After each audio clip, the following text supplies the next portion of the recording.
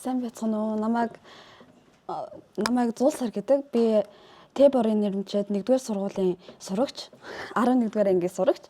Тэгээд өнөөдөр энд би ингээд эсээг ингээ яриад байж байгаа нь яг миний хувьд амар ингээд дэвшилт.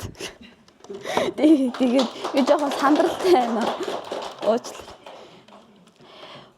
Одоо яг миний авч хэлэлцэж буй асуудал бол цогццын сумын ирээдүйн тойл буюу одоо биднээс ирээдүйн хүүхдүүд ач зээнэр тэр хүмүүстэй үлдээж буй байгаль орчноо яг яаж хамгаалах вэ? Тэхүү одоо яг ийм яаж хамгаалах талаар ингээд биднээс одоо би ингээд эсэг өгсөн юм аа. Хүн төрөлхтний өнөөдрийн сонголт байгалийн нөөц баялагийг ашиглаж буй хэм маяг нь ирээдүйн амьдралын чанарыг тодорхойлдог. Өнөөдрийн хэрэглээ маргаашийн амьдрал нөлөөлөх нь гэдэг сэдв миний орчин суугаа Өмнө Говь аймгийн цогццын сумын хувьд маш игзэгтэй бөгөөд чухал асуудал юм. Манай сум бол Монгол улсын эдийн засгийн гол түвшил буюу уул уурхай томоохон төв боловч энэхүү эрчимтэй үйлдвэржилт их хэрэглээний сүүдэрт байгаль орчин, ирээдүйн амьдрах орчин маань ихээхэн сорилттой тулгарч байна. Цогццын суманд тулгарч буй хамгийн том асуудал бол усны хомсдол ба агаарын тоосчлт.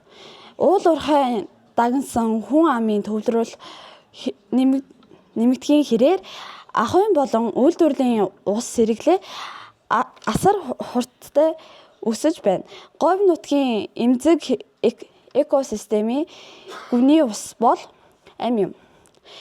Гэтэл бид өнөөдөр энэхүү нөхөн сэргийгдэхгүй нөөцийн хайр гамгүй хэрэглэсээр байвал маргааш энэ нутагт хүн амьдрах, мал аж ахуй эрхлэх ямар ч автомашины хөдөлгөөн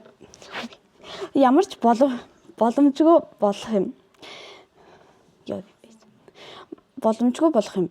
Мөн олон зуун хүнд даацын автомашины хөдөлгөөнөөс үүдэлтэй тоосчлт нь бэлчээрийн ургамлыг дарж малчдын амжиргааг боомлж байгаа нь өнөөдрийн бидний хэрэглээ маргаашийн аюулгүй байдлыг хэрхэн нөлөөлж буй бодит жишээ юм.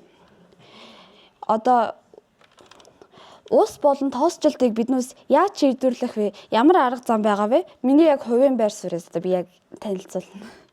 Одоо миний бодлоор бол энэхүү асуудлыг шийдвэрлэхийн тулд төр хувийн хэвшил болон иргэдийн хамтран дараах бодит алхмуудаас хэрэгжүүлэх шаардлагатай гэж үзэж байгаа. Нэгт усны дахин ашиглалт ба технологи. Уул уурхайн компаниуд технологи усаа 100% боловсруулахыг ашиглан саарл усны системийг бүрэн нэвтрүүлэх хэрэгтэй.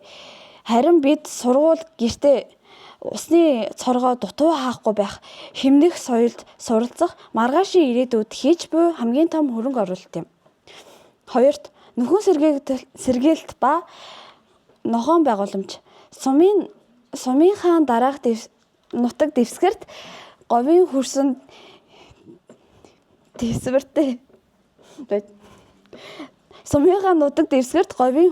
тэсвэртэй заг хайлаас зэрэг мод ургамлын олноор тарих хэрэгтэй.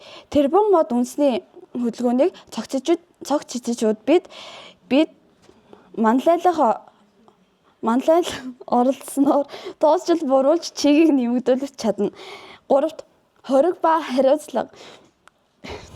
Пластик нэг ургамлыг хэрэглэснээс нэг удаагийн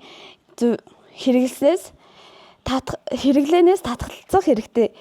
Уул уурхайн бүсэд ахуйн хог хаягдал ихээр гардаг тул хогоо ангилах, дахин боловсруулах үйлдвэрийг орон нутагтаа дэмжих нь чухал. Өнөөдөр л болж болоо гэсэн төр зүрийн сэтгэлгээгээ арилгах ёстой. Дүгнэж хэлэхэд цогццын сумын хөгжилд зөвхөн олборлсон нүүрсийн хэмжээгээр бус харин ирээдүйн хочтой үлдээж буй байгалаа ер нь хамгаалах хэрэгтэй. Тийм боллоо. Тийм ээ.